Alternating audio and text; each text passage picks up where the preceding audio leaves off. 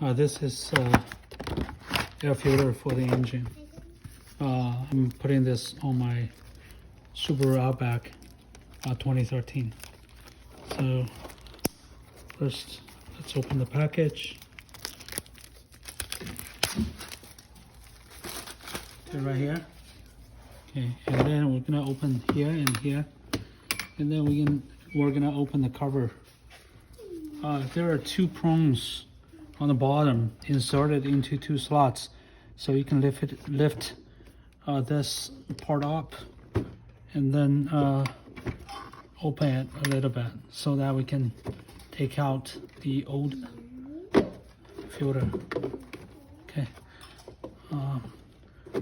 there's a very small space, so you're gonna have to kind of force it a little bit. So this is the old one, and this is the new one. Make sure you put it back, the same way. Okay. So now the new one, I'll put the new one in.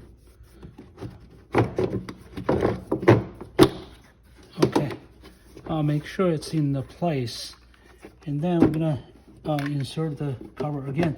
The bottom two prongs should be inserted into the two slots over there.